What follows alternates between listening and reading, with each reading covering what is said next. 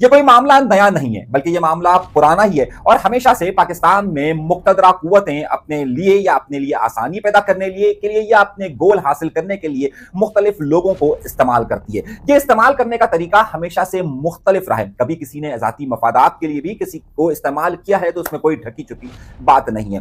ये बात किसी से भी ढकी छुपी नहीं रही और गुज़िश्ता पिछले 5 सालों के अंदर ये बातें तवातुर के साथ होती रही कि आखिर वो कौन सी जादूगरनी है कि जिसे सब कुछ पहले से मालूम होता है और वो दूसरों पर इन्फ्लुएंस डाल देती है और वो दूसरों को असरअंदाज कर देती है। उस जादूगरनी को ये बात मालूम होती है कि अब कौन शहर से लापता होने वाला है। उस जादूगरनी को मालूम होता है कि अब कौन ना कहां पर नामालूम अफराद आएंगे। वो कौन सी ऐसी जादूगरनी है जो ये बता रही होती है कि अब हुकूमतें बनेगी और अब हुकूमतें नहीं बनेगी। दरहकीकत उस जादूगरनी के पास वाकई में कोई ऐसा इल्म होता है कि जिसकी बुनियाद पर उसके पास कोई मुस्तकबिल करीब में होने वाली ऐसी मालूमात आ जाती है, या फिर उसे खास तौर पर फीड किया जाता है और उसे इस्तेमाल किया जाता है। यही वो बुनियादी खबर है कि जो मैं आपके सामने रखने वाला हूं। एक बहुत बड़ी बात और इमरान खान के हवाले से और बुशरा बेगम के हवाले से भी चल रही है, लेकिन उस हवाले से मैं आपको एक वाकया भी सुनाऊंगा मगर प्रोग्राम के आखिर में कि कराची की एक जेल में क्या हुआ था और अरबाब गुलाम रहीम जब बने तो उसके बाद क्या मामला हुआ था। एक बड़ी तहलका अंगेज खबर प्रोग्राम के आखिर में दूंगा, मगर उससे पहले कुछ और खबरें भी हम आज के प्रोग्राम में शामिल करते हैं। गुज़िश्ता 2 दिनों से डॉक्टर फारूक सत्तार साहब को एक खुसूसी टास्क दिया गया और डॉक्टर फारूक सत्तार साहब को टास्क ये दिया गया है कि उन्हें 30 तारीख को मलीर में एनक्यूएम का होने वाला जलसा कामयाब करना है। और इस हवाले से पूरी एनक्यूएम जहां जत गई है, वहां पर पिछले 2 दिनों से डॉक्टर फारूक सत्तार साहब मलीर के जलसे की तैयारियां कर रहे हैं। लेकिन सवाल यहां पर ये उठता है कि आखिर डॉक्टर फारूक सत्तार ही पूरी तैयारी कर रहे हैं या एनक्यूएम कर रही है। एनक्यूएम इस वक्त 3-4 गोल्स पर अलहदा चल रही है। एनक्यूएम ने एक मास्टर प्लान के लिए दस्तखती मुहिम का सिलसिला शुरू किया और उसमें एक दोबारा से पुराने चेहरे को नए तौर पर इंट्रोड्यूस किया और वो नया चेहरा है हैदर अब्बास रिजवी का। हैदर अब्बास रिजवी इस वक्त एनक्यूएम के तंजीमी मामलात के अंदर तेजी के साथ एक्टिव हो रहे हैं। ये जो दस्तखती मुहिम के लिए जो जिम्मेदारान का प्रोग्राम रखा गया वो भी हैदर अब्बास रिजवी ने रखा और इस वक्त कराची के मुख्तलिफ इलाकों में जो कैंप्स लगाकर दस्तखत करवाए जा रहे हैं वो भी हैदर अब्बास रिजवी कर रहे हैं। यूं तो 90 की दहाई का यह पुराना तरीकेकार है कि एक दस्तखती मुहिम शुरू की जाए। शायद एनक्यूएम को मजीद जदीद होने की जरूरत है और अब उसे इस टेक्नोलॉजी का इस्तेमाल करना शायद अभी थोड़ा सा वक्त लगेगा। लेकिन एनक्यूएम में क्योंकि अभी भी वही जिद्दत के मामला हैं कि किस तरीके से गूगल पर वोटिंग होती है और किस तरीके से दस्तखती मुहिम होती है, ये सारे इंकशाफात एक अलग बहस है। लेकिन इस वक्त क्योंकि पुराना तरीकेकार रहा है भाई आइए दस्तखत करवाइए, इस जरिए एनक्यूएम ये चाहती है कि वो अवाम के दरमियान में रहे और इसी अवाम के दरमियान में रहने के लिए उन्होंने 30 तारीख का भी जलसा किया। अब सवाल मेरा ये नहीं है, सवाल मैं आपको जो खबर देने वाला हूं वो उससे ज्यादा अहम और इंपॉर्टेंट है और यह है कि हैदर अब्बास रिजवी जहां एक्टिव हुए हैं वहीं पर हैदर अब्बास रिजवी की इस दस्तखती मुहिम के लिए ध्यान में रखिएगा 2 चीजें इस वक्त चल रही है। एक वो चल रहा है कि जो एनक्यूएम का इस वक्त 30 तारीख का जलसा है तो जिसके लिए डॉक्टर फारूक सत्तार साहब, कमान टेसोरी साहब यानी कि भाईजान और उनकी टीम वहां पर मसरूफ है और दूसरी तरफ जो है ये दस्तखती मुहिम का सिलसिला जारी है। तो इस दस्तखती मुहिम के अंदर एक वीडियो क्लिप रिकॉर्ड किया गया और उस वीडियो क्लिप ने कई लोगों के लिए एक नई परेशानी का भी बाइस बने। खबर आपको बड़ी देने वाला हूं, इसलिए जरा सी इसकी तमीद बांधना बहुत ज्यादा जरूरी था कि यह मामला हो क्या रहा है और जिसकी वीडियो आई है उसके बारे में बताने से पहले कुछ और 2 चीजें मैं जरूर बताना चाहूंगा। पहली बात यह कि आपको मालूम है कि इस वक्त जो पीएसपी का ग्रुप है और जो एनक्यूएम पाकिस्तान का ग्रुप है वो दोनों अलहदा इस वक्त चल रहे हैं और पीएसपी के अनीस साइम खानी साहब इस वक्त एनक्यूएम पाकिस्तान के किसी प्रोग्राम में जहां नजर नहीं आ रहे। इसी तरीके से उनके साथ लेने वाले लोग भी बहुत ज्यादा एक्टिव नहीं है। दरअकीकत ये सारी एक्टिवनेस, ये सारे मामलात किसी एक तकर्रुरी या एक तबादले या फिर किसी के आगे पीछे जाने के साथ उसको तशबीहन पेश किया जा रहा है। यानी कि क्या ये बात देखी जा रही है कि क्या अनीस साइम खानी साहब या ये सारा मामला जो चल रहे हैं ये क्या मुस्तफा कमाल साहब के एक्टिव होने की बात कर रहे हैं कि मुस्तफा कमाल साहब यहाँ कराची में एक्टिव होंगे और उसके बाद ये सिलसिला होगा, या फिर ये निगाहें कहीं और है। यानी कि ये मुस्तफा कमाल साहब जो क्योंकि जब से मिनिस्टर बने उसके बाद से कराची में उनका वो इन्फ्लुएंस या उस तरीके से उनका आना जाना या सियासत उस तरीके से नहीं रही, क्योंकि मेरा इशारा खासतौर पर उस वक्त है। लेकिन इस वक्त अनीस साइम खानी साहब के मुतालिक अलहदा बातें कही जा रही है। जहां पर अनीस साइम खानी साहब की दूरियां हुई हैं वहीं पर कुछ वो लोग जो कि इस ग्रुप के साथ नाखुश थे और जिन्होंने बहुत ही बहालत मजबूरी पहले अल्ताफ हुसैन साहब को छोड़ा और बाद में बहालत मजबूरी उन्होंने एनक्यूएम पाकिस्तान को अलविदा तो नहीं कहा लेकिन इससे दूरी जरूर इख्तियार की। और अब जिस तरीके से हैदर अब्बास रिजवी फाल हुए हैं उसी तरीके से वो लोग भी फाल हुए हैं कि जो कि उस ग्रुप के जाने का इंतजार और दूसरी तरफ से अपनी कबूलियत का इंतजार कर रहे थे। वो बार बार ये बात कह रहे थे कि हमारा ताल्लुक एनक्यूएम पाकिस्तान से ही, हम कहीं पर भी नहीं गए। मैं जिस नाम की तरफ इशारा कर रहा हूं वो है वसीम अख्तर साहब। अब वसीम अख्तर साहब जहां पर मुख्तलिफ पॉडकास्ट के अंदर नजर आ रहे थे, इंटरव्यूज के अंदर नजर आ रहे थे, वहीं पर अब ये जो दस्तखती मुहिम चल रही है उस हवाले से बाकायदा वसीम अख्तर साहब ने अपनी एक वीडियो क्लिप रिकॉर्ड किया। मेरी रिक्वेस्ट है उन लोगों से जो कराची से प्यार करते हैं, मोहब्बत करते हैं और कराची को मजीद तबाही से बचाना चाहते हैं तो वो मास्टर प्लान 2020 को सपोर्ट करें। इसी में कराची के लोगों की और कराची की ये उनका पहला गुज़िश्ता 2023 के बाद से, यानी कि 23 पूरा 24 और ये 25 का अख्ताम के बाद तकरीबन पौने 3 साल के बाद अब उनका एक एक्टिवली एनक्यूएम की किसी मुहिम के लिए बाज़ाब्ता वीडियो पैगाम आया है कि उस दस्तखती मुहिम में शिरकत करें। मेरी बात को गौर से समझिएगा। पहले उन्होंने दूरी इख्तियार की, हालात और वक्त का तकाजा या मजबूरी समझ लीजिए कुछ भी हो, उन्होंने दूरी इख्तियार की। उस दूरी इख्तियार करने के बाद दूसरे फेज में उन्होंने अपनी अपीयरेंस देना शुरू की, तीसरे हिस्से में उन्होंने मुख्तलिफ पॉडकास्ट करना शुरू किया और अब चौथे मरहले के अंदर उन्होंने बाकायदा एनक्यूएम की किसी मुहिम के लिए अपनी राय, अपनी इजहार और अपनी ओपिनियन उसमें दिया है और उसमें लोगों से कहा है। अब इसका आखिरी मरहला रह जाता है कि जिसके बाद वो बाकायदा एक्टिवली किसी किरदार को अदा करने की तरफ रह जाते हैं। तो क्या अब वो वक्त करीब आ रहा है और वो तमाम ग्रुप्स और वो तमाम लॉबीज जो कि पीएसपी फैक्टर के आने के बाद बिल्कुल डीएक्टिवेट हो गई थी, वो क्या एक्टिवेट हो रही है, उन्हें रिचार्ज हो रहे हैं और क्या ये चीजें अब आगे किस सिमत में जाएगी, ये बहुत बड़ी गहरी निगाह रखी जा रही है। मैं जिस तरफ आपको इशारा करना चाहता हूं, जो बात मैं आपको बताना चाहता हूं, अगले 30 दिन इस बात का पूरा फैसला करेंगे कि आइंदा की सियासत में क्या पुराने जो लोग इस वक्त रूट कर बैठे हुए हैं, जो इस वक्त रूट कर बैठे हुए हैं, उनकी जगह क्या नए जो पहले रूट कर बैठे हुए थे उनकी आमद होगी, या जो इस वक्त रूट कर बैठे हुए हैं वो ताकत के साथ आएंगे। ये वो बुनियादी सवाल है कि जो आगे चलकर होना है। लेकिन मुझे ऐसा लगता है कि जो लोग रूट कर, वो कहा जाता है ना हमारे यहाँ पर कि इतना ना रूठो कि मनाने वाले भी फिर रूठ जाएं, तो कुछ सिलसिला ऐसा ही चल रहा है। ये मैं आपको बड़ी अंदर की ब्रेकिंग, मैंने आपको बहुत सारी खबरें और बहुत सारी चीजें आपको मैंने बंद लफ्जों के अंदर दे दी है। उससे भी बड़ी खबरें कुछ हैं मेरे पास, इसलिए प्रोग्राम को आखिर तक जरूर देखिएगा। आइए तहरीक लब्बैक की तरफ। तहरीक लब्बैक के हवाले से मैं आपको एक बड़ी ब्रेकिंग न्यूज देने वाला हूं। 19, 20 और 21 नवंबर वो तारीखें आमतौर पर होती है कि जब तहरीक लब्बैक पाकिस्तान के फाउंडर यानी कि खादिम हुसैन रिजवी साहब का उर्स लाहौर के अंदर बहुत ही एहतमाम के साथ मनाया जाता रहा था। पिछले सालों की ये रिवायत रही थी कि उनका उर्स मस्जिद रहमतुल आलमीन और जहां उनकी कबर है, वहां पर जहां उनका मज़ार है, वहां पर बाकायदा इसका बड़ा एहतमाम किया जाता था और पूरे पाकिस्तान से तहरीक लब्बैक के चाहने वाले और खासतौर पर खादिम हुसैन रिजवी साहब के लोग वहां पर आते थे। अब मसला यह हुआ है कि 19, 20, 21 को तहरीक लब्बैक पर जारी ऑपरेशन की वजह से वहां पर मरकजी तकरीब को खत्म किया गया, मगर हमारे पास उससे भी बढ़कर एक तहलका अंगेज खबर आई है और वो तहलका अंगेज खबर ही देना ही मेरा काम है कि अंदर की खबर क्या है, क्योंकि इस मामले पर जब कोई बात नहीं कर रहा होता तो फिर हम बात करते हैं और जब हम बात करते हैं तो फिर आपको पता है हमारे साथ मसाइल क्या होते हैं। नुकता क्या है?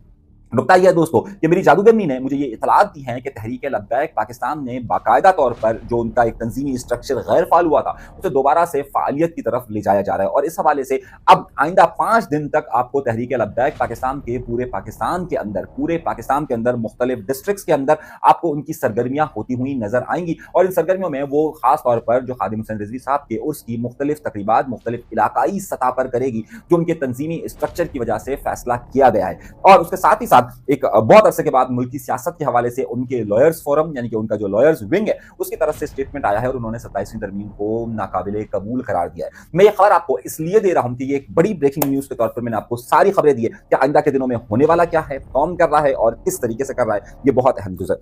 उसके बाद आइए अगली खबर की तरफ, और अगली खबर उससे भी बढ़कर मैं आपको देने वाला हूं और उससे बढ़कर खबरें मैं आपको दूंगा। जाहिर है बहुत सारी अहम चीजें होंगी। ये जो 27वीं तरमीम का मामला चल रहा था तो उसमें जाहिर है आपको पाकिस्तान पीपल्स पार्टी का किरदार बिलाल भुट्टो ज़रदारी साहब नजर आए, नवाज शरीफ साहब नजर आए, आपको एमक्यूएम पाकिस्तान नजर आए, कोई तहरीक इंसाफ नजर आई, लेकिन मौलाना फजलुर रहमान साहब उस तरीके से नजर नहीं आए। तो मुझसे बहुत सारे लोगों ने पूछा कि मौलाना फजलुर रहमान साहब कहां पर है, तो आइए मैं आपको दिखाता हूं मौलाना फजलुर रहमान साहब कहां है। अब इस वीडियो को देखिए। उम्मत मुस्लिमा का मसला है, बर्र सगीर के तमाम मुसलमान, तमाम मकातिब फ़िक्र के उलमाए किराम इस अक़ीदे पर मुत्तफ़िक़ हैं। पाकिस्तान से आए हुए तमाम उलमाए किराम यहाँ सिर्फ एक हाज़िरी देने के लिए नहीं आए।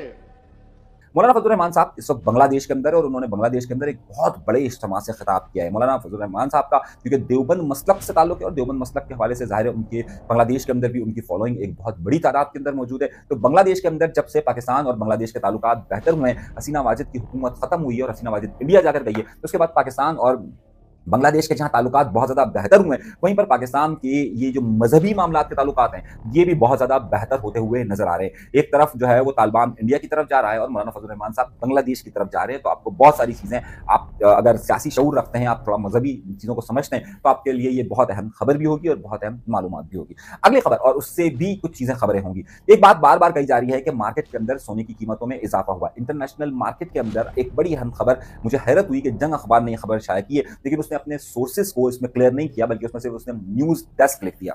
मुझे हैरत है ये खबर जंग ने किस तरीके से बगैर किसी तस्दीक के छापी, और इसमें उन्होंने ये लिखा कि जनाब चीन ने तकरीबन 250 250 टन सोना खरीदा है। अब ये बात एक आम सी बात नहीं, ज़ाहिर चीन अगर खरीद ले तो ज़ाहिर एक बात होती, लेकिन इसमें जो लफ्ज़ इस्तेमाल किया गया, उन्होंने कहा कि चीन ने उन्होंने ब्लैक मार्केट से मुख्तलिफ अलग-अलग चेहरे अपने मार्केट के अंदर इंट्रोड्यूस करवा कर वहाँ से सोना परचेज़ कर चाइना मुंतकिल किया है। ये जो लफ्ज़ है कि इन्होंने जो इस्तेमाल किया है कि उन्होंने किसी डमी लोगों के साथ ये किया, ये जंग न्यूज़ ने किस तरीके से खबर शाया कर दी, ऐसे छाप दी। आजकल हमारे यहाँ ये रिवाज निकला हुआ है, पिछले दिनों डॉम ने भी चैट जीपीटी पूरा छाप दिया था, आपके इल्म में होगा। तो ये खबर की तस्दीक के बगैर इतनी बड़ी खबर किस तरीके से दी गई है, ये तो अमेरिकन प्रोपेगेंडे का एक टूल के तौर पर इस्तेमाल किया था। मगर आजकल आपको पता है जंग हो, जी हो, सब कसीदा गोई में ही मसरूफ हैं।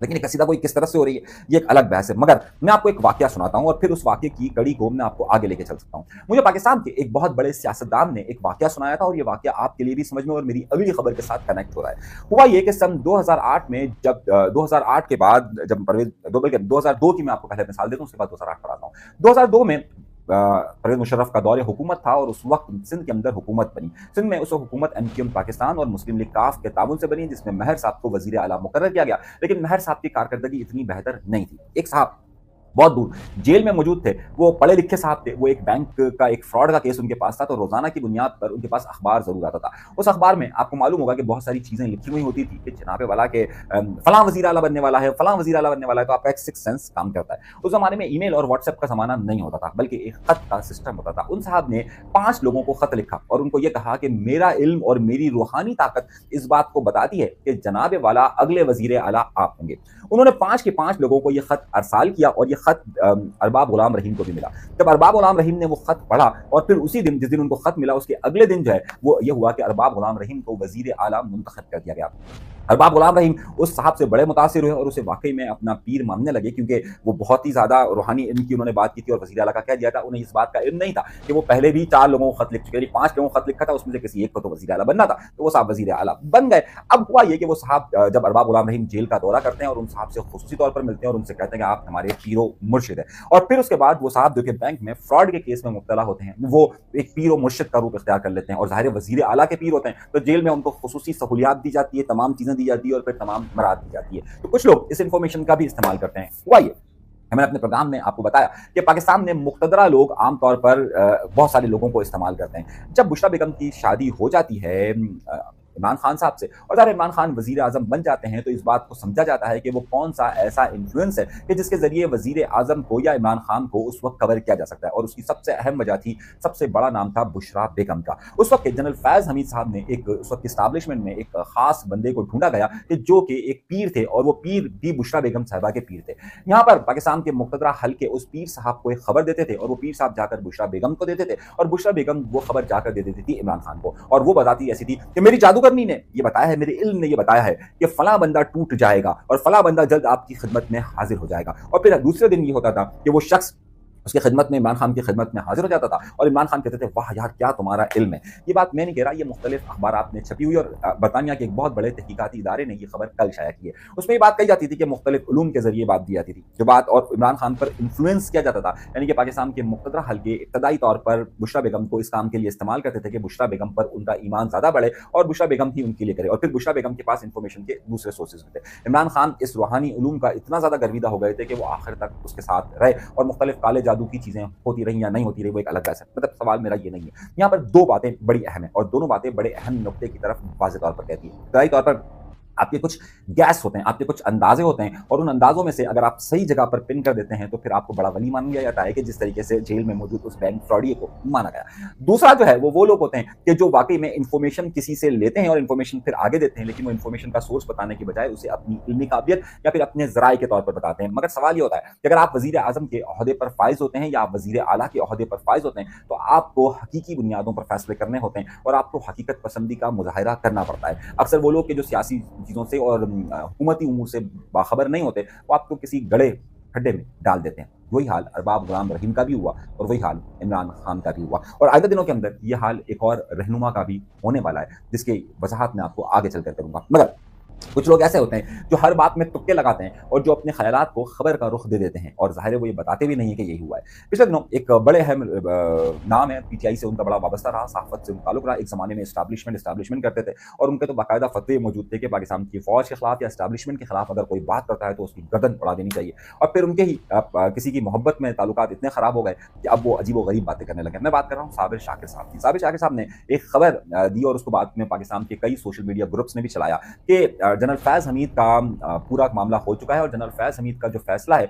वो एक व्हाट्सएप ग्रुप में शेयर किया गया है। मैं आपको इत्तलातन अर्ज़ दे रहा हूँ कि ये खबर बेहुदा और इसमें कोई हकीकत नहीं है। कभी भी इस तरह के फैसले ग्रुप्स में शेयर नहीं होते और अभी तक जो मेरी इत्तलात है ये समाअत का सिलसिला जारी है। तो जनरल फैज़ हमीद के मुस्तकबिल का फैसला अभी मुतवक्किल नहीं है, लेकिन आइंदा दिनों के अंदर हो सकता है 2-4 महीने इसमें लगेंगे, लेकिन फौरी तौर पर ये फैसला होता हुआ नज़र नहीं आ रहा है। ये मैं आपको खबर की बुनियाद पर कह रहा हूँ, किसी तबसरे और तुक्के की बुनियाद पर और किसी जादूगरनी की मालूमात पे नहीं कह रहा, यानी कि जो जादूगरनी ने किसी और से मालूमात ली हो, इसमें हमारी ही खबर है। एक और मामला जो बहुत ज़्यादा चल रहा था, बहुत ज़्यादा खबरों का हिस्सा रहा और वो था कि सबा कमर साहिबा ने कहा था कि अल्लाह ना करे मैं कराची में रहूँ। तो उस पर आज ये सवाल जो है वो एक बड़ी अहम मारूफ अदाकारा है माहिरा खान साहिबा, तो उनसे पूछा गया कि आपका कराची के हवाले से क्या ख़्याल है? अच्छा, वो थोड़ी पहले झिझकी, घबराई कि ऐसा ना हो मैं कराची के बारे में बात करूँ तो लाहौर नाराज़ हो जाए, मैं कोई बात करूँ और सबा कमर के साथ मेरे ताल्लुकात हैं वो ख़राब हो जाए। तो माहिरा खान ने बचाकर सारी बातें की और कहा कि लाहौर का लिटरेचर मुझे बहुत ज़्यादा पसंद है और कराची तो वो शहर है कि जो सबके पसंद आ जाता है। कराची हर शख्स को माँ की तरह रख देता है।